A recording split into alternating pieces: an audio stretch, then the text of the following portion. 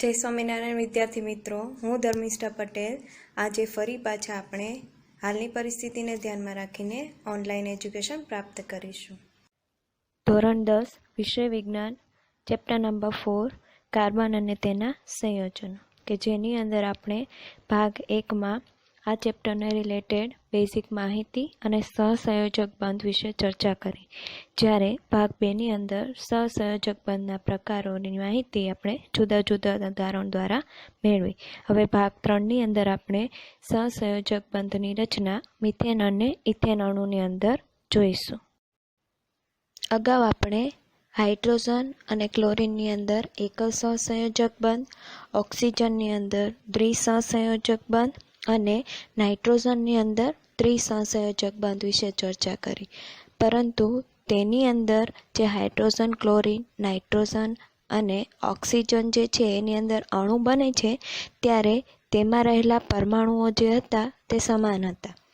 હવે આપણે નેક્સ્ટ ચર્ચા કરીશું કે જેની અંદર એવા પરમાણુઓ વચ્ચે બંધ રચાય છે કે જે બંને પરમાણુઓ અલગ અલગ છે.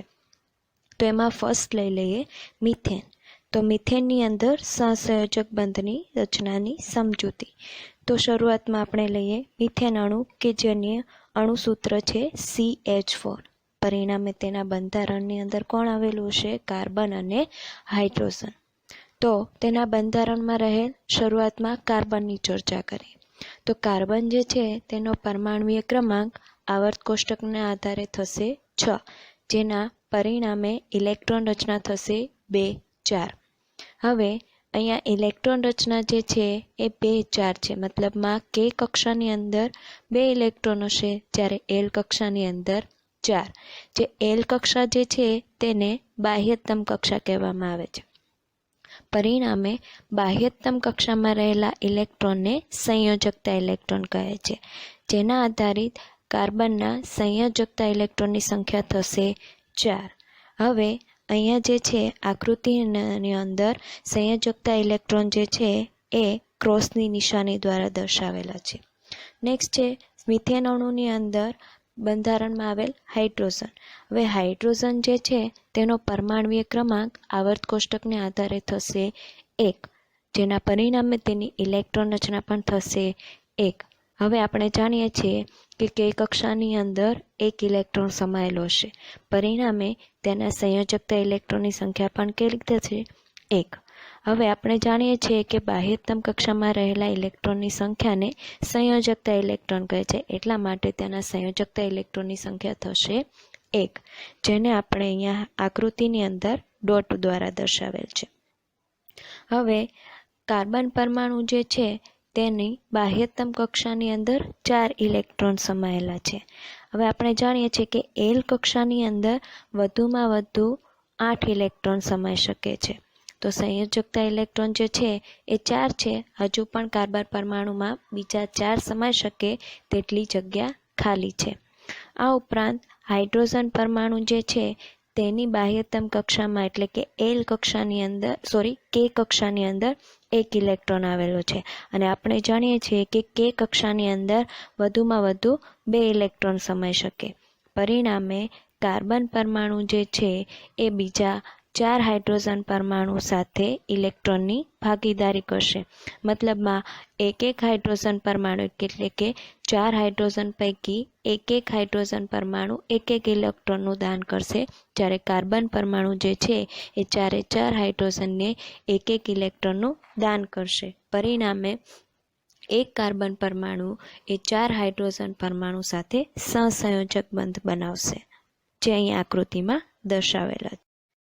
હવે જે રીતે આપણે મિથેન અણુની અંદર સહસંયોજક બંધની રચનાની માહિતી જે રીતે લેખિતમાં મેળવી એ રીતે આ રીતે પણ સમજૂતી આપી શકાય.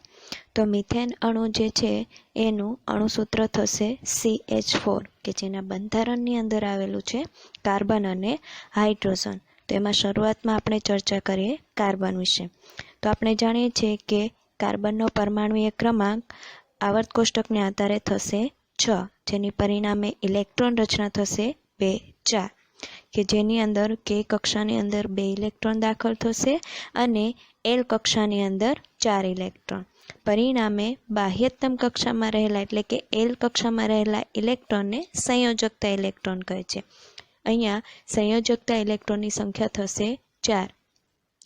કાર્બન પરમાણુ જે છે તેની સંયોજકતા ઇલેક્ટ્રોનની સંખ્યા 4 હોવાને કારણે તેનું બંધારણીય રચના જે છે એ તમને આકૃતિમાં કાર્બનની આસપાસ ડોટ દ્વારા દર્શાવેલ છે ઇલેક્ટ્રોનને. નેક્સ્ટ લઈ લઈએ હાઇડ્રોજન. તો હાઇડ્રોજન જે છે તેનો પરમાણ્વીય ક્રમાંક આવર્ત કોષ્ટકને આધારે થશે 1. પરિણામે તેની ઇલેક્ટ્રોન રચના થશે પણ 1. હવે આપણે જાણીએ છીએ કે શરૂઆતનો ઇલેક્ટ્રોન જે છે એ કે કક્ષાની અંદર દાખલ થાય છે. પરિણામે હાઇડ્રોજન પરમાણુની અંદર સંયોજકતા ઇલેક્ટ્રોનની સંખ્યા એટલે કે બાહ્યતમ કક્ષામાં રહેલા ઇલેક્ટ્રોનની સંખ્યા પણ કેટલી થશે? 1. હવે તે હાઇડ્રોજન પરમાણુ જે છે તેની બાહ્યતમ કક્ષામાં રહેલા ઇલેક્ટ્રોનની સંખ્યા 1 જે છે તે આકૃતિમાં ક્રોસની નિશાની દ્વારા દર્શાવેલો છે. તો હવે આપણે કાર્બન અને હાઇડ્રોજન પરમાણુ વચ્ચે જે બંધ રચાય છે તેની સમજૂતી આકૃતિ દ્વારા મેળવી લઈએ. તો હવે આપણે જાણીએ છીએ કે કાર્બન પરમાણુ જે છે તેના 4 ઇલેક્ટ્રોન જે છે તે મેં અહીંયા ડોટ દ્વારા દર્શાવેલા છે, જ્યારે 4 હાઇડ્રોજન પરમાણુ જે છે તેના ઇલેક્ટ્રોનને ક્રોસની નિશાની દ્વારા દર્શાવેલા છે. હવે આપણે જાણીએ છીએ કે કાર્બન પરમાણુ જે છે તેની બાહ્યતમ કક્ષામાં એટલે કે એલ કક્ષાની અંદર 4 ઇલેક્ટ્રોન છે, પરંતુ હજુ બીજા 4 ઇલેક્ટ્રોન સમાવી શકાય તેટલી કેપેસિટી છે, કારણ કે તે અષ્ટકના નિયમને અનુસરે છે. પરિણામે કાર્બન પરમાણુ જે છે એ બીજા 4 હાઇડ્રોજન પરમાણુ પાસેથી એક ઇલેક્ટ્રોનની ભાગીદારી કરશે. પરિણામે કાર્બન પરમાણુ જે છે તેની અંદર શરૂઆતમાં 4 ઇલેક્ટ્રોન હતા, પરંતુ તેણે હાઇડ્રોજન પાસેથી એટલે કે 4 હાઇડ્રોજન પાસેથી એક ઇલેક્ટ્રોન મેળવ્યા. પરિણામે કાર્બન પરમાણુ જે છે તેની બાહ્યતમ કક્ષામાં 8 ઇલેક્ટ્રોન દાખલ થઈ જશે. પરિણામે તેનો અષ્ટકનો નિયમ પૂર્ણ થશે અને તે નિષ્ક્રિય વાયુ નિયમની જેમ વર્તશે. એવી જ રીતે 4 હાઇડ્રોજન જે છે એ પૈકીનો કોઈ પણ એક હાઇડ્રોજન લઈ લઈએ તો એક હાઇડ્રોજન પાસે તેની બાહ્યતમ કક્ષામાં 1 ઇલેક્ટ્રોન છે. આ ઉપરાંત તે કાર્બન પાસેથી બીજા 1 ઇલેક્ટ્રોનની ભાગીદારી કરે છે. પરિણામે તેની બાહ્યતમ કક્ષામાં 2 ઇલેક્ટ્રોન સમાઈ જશે. પરિણામે હાઇડ્રોજન જે છે તે હિલિયમ વાયુ એટલે કે નિષ્ક્રિય વાયુની જેમ વર્તશે. એવી જ રીતે બીજા 3 હાઇડ્રોજન પરમાણુ જે છે એ કાર્બન સાથે બંધ બનાવશે. પરિણામે કાર્બન પરમાણુ સાથે બીજા 4 હાઇડ્રોજન પરમાણુ જે છે એ એકલ બંધથી જોડાશે. હવે અગાઉ આપણે જે રીતે મિથેન અણુની અંદર સહસંયોજક બંધ જોઈ ગયા તેવી જ રીતે જોઈએ ઇથેન અણુની અંદર સહસંયોજક બંધ રચના. તો શરૂઆતમાં લઈએ ઇથેન અણુનું અણુસૂત્ર. તો તે થશે C2H6. ફરીથી ઇથેનનું અણુસૂત્ર C2H6, જેના આધારે આપણે કહી શકીએ કે તેના બંધારણની અંદર કોણ આવેલું છે? કાર્બન અને હાઇડ્રોજન. અગાઉ આપણે જે રીતે મિથેન અણુની અંદર જોઈ ગયા કાર્બન અને હાઇડ્રોજનની બેઝિક માહિતી, તો એ ફરી પાછું રિપીટ કરી લઈએ કે કાર્બન પરમાણુ જે છે તેનો પરમાણ્વીય ક્રમાંક આવર્ત કોષ્ટકને આધારે થશે 6. પરિણામે તેની ઇલેક્ટ્રોન રચના થશે 2, 4, કે જેની અંદર કે કક્ષામાં 2 ઇલેક્ટ્રોન સમાયેલા છે, જ્યારે એલ કક્ષાની અંદર 4. હવે એલ કક્ષા જે છે એ બાહ્યતમ કક્ષા હોવાને કારણે તેમાં રહેલા ઇલેક્ટ્રોનને સંયોજકતા ઇલેક્ટ્રોન કહેવામાં આવે છે. પરિણામે સંયોજકતા ઇલેક્ટ્રોનની સંખ્યા થશે 4. એ જે સંયોજકતા ઇલેક્ટ્રોન જે છે તે આકૃતિમાં કાર્બન પરમાણુની આસપાસ ડોટ દ્વારા દર્શાવેલા છે. નેક્સ્ટ લઈ લઈએ હાઇડ્રોજન. તો હાઇડ્રોજન જે પરમાણુ જે છે તેનો પરમાણ્વીય ક્રમાંક આવર્ત કોષ્ટકને આધારે થશે 1. પરિણામે તેની ઇલેક્ટ્રોન રચના પણ થશે 1. હવે આપણે જાણીએ છીએ કે એક ઇલેક્ટ્રોન જે છે સૌ પ્રથમ કે કક્ષાની અંદર દાખલ થશે. હવે અહીંયા હાઇડ્રોજન પરમાણુ જે છે એની અંદર કે કક્ષા એ જ બાહ્યતમ કક્ષા થશે. પરિણામે સંયોજકતા ઇલેક્ટ્રોનની સંખ્યા પણ કેટલી થશે? 1. હવે હાઇડ્રોજન જે પરમાણુ છે તેની ઇલેક્ટ્રોન જે છે તેને ક્રોસની નિશાની દ્વારા આકૃતિમાં દર્શાવ્યા છે. હવે આપણે જાણીએ છીએ કે ઇથેન અણુ જે છે તેની અંદર અણુસૂત્રમાં C2 છે. પરિણામે આપણે શરૂઆતમાં 2 કાર્બન લઈએ જેને નંબર આપ્યા છે 1 અને 2. હવે ત્યારબાદ છે તેના બંધારણની અંદર 6 હાઇડ્રોજન. તો તે પૈકીના 3 હાઇડ્રોજન જે છે એ પ્રથમ કાર્બનની આસપાસ ગોઠવાશે, જ્યારે બાકીના 3 હાઇડ્રોજન જે છે એ કાર્બન 2ની આસપાસ ગોઠવાશે. હવે અહીંયા પ્રથમ કાર્બન જે છે તેની સંયોજકતા ઇલેક્ટ્રોનની સંખ્યા 4 છે, જે ડોટ દ્વારા દર્શાવેલી છે. હવે આપણે જાણીએ છીએ કે હાઇડ્રોજન જે છે તેની આસપાસ 3 ગોઠવાયેલા છે. પરિણામે 4 પૈકીના 3 જે સંયોજકતા ઇલેક્ટ્રોન જે છે એ 3 હાઇડ્રોજન સાથે એક બંધ બનાવશે. એવી જ રીતે કાર્બન નંબર 2ની અંદર કાર્બન પાસે જે 4 ઇલેક્ટ્રોન છે તે પૈકીના 3 ઇલેક્ટ્રોન એ 3 હાઇડ્રોજન સાથે ભાગીદારી કરી અને એક સિંગલ બંધ બનાવશે.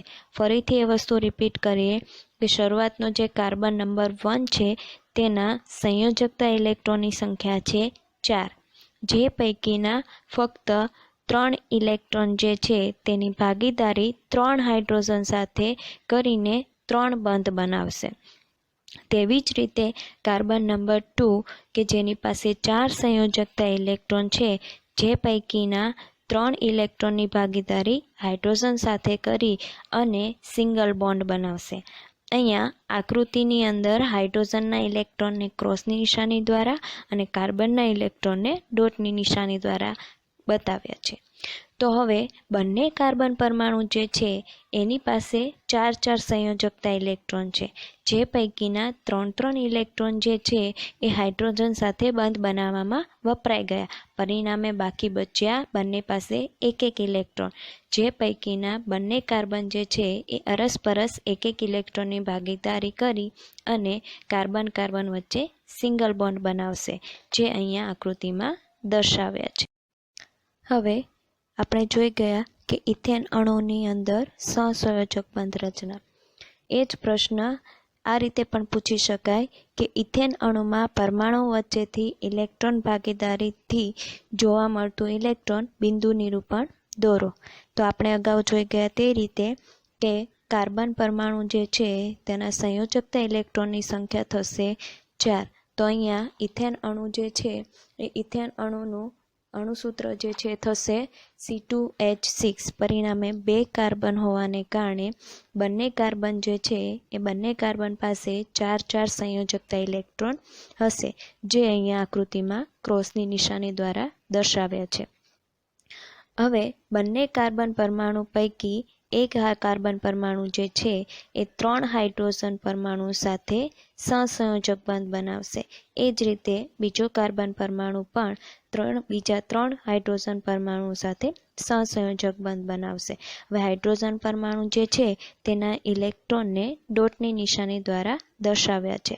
હવે બાકી રહ્યા કાર્બન પરમાણુઓ પાસે એક ઇલેક્ટ્રોન કે જે પરસ્પર એક ઇલેક્ટ્રોનની ભાગીદારી કરીને સહસંયોજક બંધ બનાવશે.